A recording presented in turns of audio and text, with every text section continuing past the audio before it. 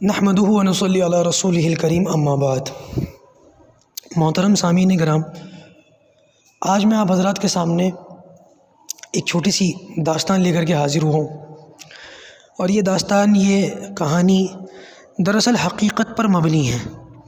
یہ ایک سچی بات ہے جو میں آپ لوگوں کو آج سنانے لگا ہوں۔ بات دراصل یہ ہے کہ ایک 15 سالہ لڑکا اپنی 40 سالہ ٹیچر کے ساتھ زنا میں مبتلا ہو جاتا ہے، اور ایک مزے کی بات یہ ہے کہ اس 40 سالہ ٹیچر کے 3 بچے تھے، جن میں سے 2 بچے اس 15 سالہ لڑکے سے عمر میں بڑے تھے، یعنی کہ یہ شخص جس عورت کے ساتھ زنا کر رہا تھا اس کے 3 بچے تھے، اور اس عورت کے 2 بچے عمر میں اس لڑکے سے بڑے تھے۔ جب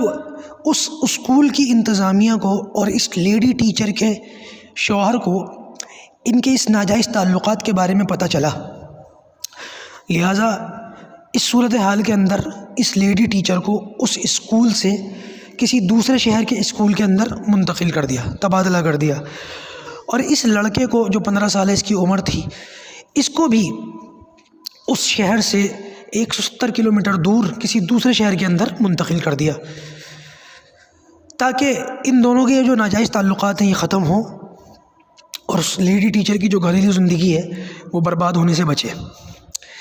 لیکن یہ دونوں، یہ 15 سالہ لڑکا اور وہ 40 سالہ لیڈی ٹیچر کسی نہ کسی طریقے سے ملتے رہے، اور اپنے اس ناجائز اور حرام کاری کے تعلق کو انہوں نے باقی رکھا، یہاں تک کہ وہ جو لیڈی ٹیچر تھی سن 2006 میں اس کے شوہر سے اس کا طلاق ہو گیا، اور سن 2007 میں اس لیڈی ٹیچر نے اپنے اس بیٹے کی عمر کی لڑکے کے ساتھ نکاح کیا، یعنی کہ شادی کر لی، اپنے طور طریقوں کے مطابق شادی کر لی۔ اب آپ اندازہ لگائیں کہ ایک 15 سالہ لڑکا جو اپنی ماں کی عمر کی عورت کے ساتھ کئی سالوں تک زنا کرتا رہا، اور بعد میں اس کے شوہر سے طلاق دلوا کر پھر اس سے نکاح کر لیا، اس سے شادی کر لی، آج وہ ایک ملک جس کو ہم فرانس کہتے ہیں اس کا صدر بنا ہوا ہے، اور ہم مسلمانوں کو اسلام سکھا رہا ہے، اور نبی اکرم صلی اللہ علیہ وسلم کی شان میں گستاخیاں کرنا، اور معاذ اللہ دنیا کے سب سے بہتر انسان کے کارٹون بنا کر سرکاری عمارتوں پر لٹکانا اپنی اظہار رائے سمجھتا ہے، آزادی اظہار رائے سمجھتا ہے۔ ایسے ملعون، ایسے خبیث، ایسے حرام خور، ایسے بدکار لوگوں کو ان کی حقیقت بتانے کی ضرورت ہے، ان کو آئینہ دکھانے کی ضرورت ہے کہ یہ تمہاری حقیقت ہے، کہ تمہارے یہاں ٹیچر، استاد جس کا درجہ ماں اور باپ سے بھی بڑا ہوتا ہے، اور ایسی ٹیچر جو ماں کی عمر کی ہو اور جس کے بچے تمہارے سے عمر میں زیادہ ہوں، اس کے ساتھ بدکاری کرنے والا، خود تیری اپنی کیا اوقات ہے، خود تیری اپنی کیا حیثیت ہے۔ میرے بھائیوں، اس بدبختی پر جس چیز نے ان لوگوں کو آمادہ کیا ہے وہ یہ کہ یہ لوگ سمجھ گئے ہیں کہ آج کا مسلمان امن پسند ہو چکا ہے، اور اتنا زیادہ امن پسند ہو چکا ہے، دراصل آج کا مسلمان بزدل ہو چکا ہے، اور اس بزدلی کو امن پسندی کا نام لے کر، امن پسندی کا نام دے کر